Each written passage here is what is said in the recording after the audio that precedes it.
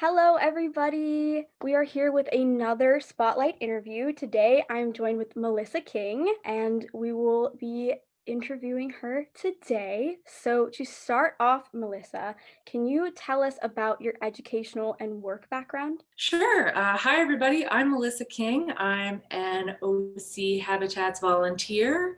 During my day job, I'm an attorney, currently practicing landlord tenant law with a boutique law firm in Anaheim. Though on the weekends, I devote a lot of my time to nonprofit work, especially dealing with environmental nonprofits. You said that you do a lot with environmental nonprofits. How long have you been with OC Habitat specifically, and what brought you to us? I volunteer also with the Orange County Coastkeeper, and I do their beach cleanups, the garden restorations, and then they sent out this advertisement about a presentation that Stacy was giving about Orange County habitats and endangered birds, and I thought that sounded really fun and cool to attend. So virtually I watched and I really loved her message. So I decided that, let me see what this volunteer group is all about. And I've been hooked ever since. I really love the message that OC Habitats promotes. I think that it's very important for all of us to understand where we live and how to engage with our environment in a really respectful way. So, Melissa, what are you specifically focused on here at OCH? First of all, I love habitat monitoring and I love learning about the plants and animals that are native to Orange County. Is there a moment or was there a moment in your life that made you want to help the environment? Do you have any story like that? Well, my parents always like to tell when I was a kid, I tried to give CPR to a chipmunk that our cats brought home. I know.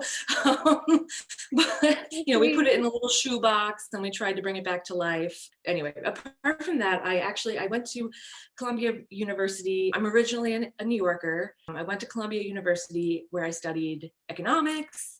I studied abroad in Australia where I really became involved with environmental issues. I loved my environmental science classes. So when I got back to Columbia, I decided I wanted to take on an environmental science minor. And that really led me on the path towards where I am today. I took an environmental law course, then I paralegaled after I graduated. And I decided that the New York winters were too much for me. So I applied to law schools on the West Coast. And that's what brings me pretty much here today. I think that's a pretty cool story. So, anywhere along the way, was there a certain person that influenced you to be interested in environmentalism? Anyone you know or historical person? Oh, it may be cheesy to say, but I really love Erin Brockovich and I love that movie. It really inspired me. I know that that's kind of stereotypical, but I love that a paralegal was able to convince her lawyer boss to go out and investigate hexavalent chromium in the water. And, she made a huge difference with the class action suits. I thought that's awesome. At the same time, I mean, a ton of my professors along the way. I loved my wetlands professor in college. I learned about lots of native plants to riparian wetlands. And I think that being in a different habitat, there in Orange County, first of all, Orange County has so many different habitats. I think it's really important for us to understand all of that. So, now that you've been with us for a little while, can you describe OC Habitats and its work in Orange County in your own words? I really love how OC Habitats is education based. It really promotes everyone studying the environment. We're monitoring the environment. We're trying to do habitat restoration, but at the same time, we're also trying to educate the public. And it doesn't come from a place of punishment or penalties. It's more positive and forward thinking. And so for me, what I've loved doing so far is the habitat monitoring. Oh, the hikes. I love the MPA hikes, marine protected area hikes. And I've also loved developing the edible and useful plants of Orange County hike with Kevin Bartleheim, one of our other volunteers. He is mainly developing the hike. I'm just giving my input, not my project, but I've loved being a part of it. Yeah, I definitely think that like the education side of OC Habitats is something I really admire about it. Aside from OC Habitats, how do you engage in environmentalism in other parts of your life? I'm involved with other nonprofits as well. The Orange County Coastkeeper, do the beach cleanups. I also attend professional continuing education courses, not only for what I do with my job, but also to stay on top of environmental laws. I love CEQA, the changes in CEQA and the case law that come through, basically stay on top of it so that one day when I do have an opportunity to practice environmental law, I'm current. I use Imperfect Foods, and I like to purchase. So Imperfect Foods is a box delivery company that delivers vegetables and fruit and other products that don't look so nice. Cook with them anyway. I like that. It's basically leftover produce. I also use other products and from companies that promote environmental activism and are environmentally friendly.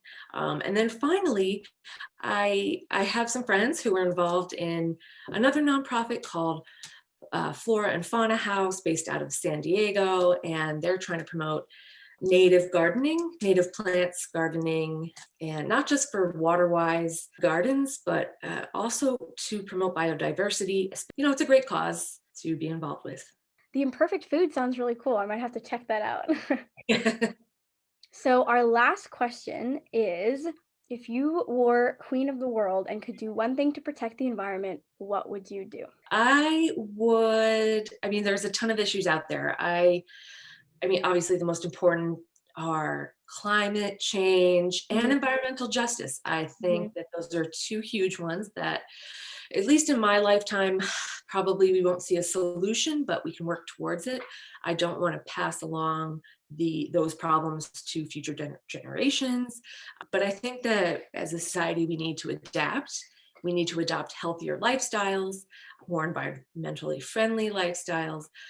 I also think so if I was in charge, I think I would listen to the scientists, people who are qualified to answer the questions, and work with other global leaders, bring everybody back to the negotiation table, try to solve the solution as a planet, not just, Mhm. as a country. So I think those are all very good things to be done. I know it's very idealistic, but I mean, that's what we gotta do, right? That's how it's gonna be solved.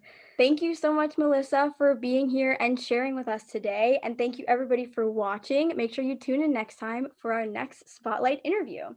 Bye, everybody.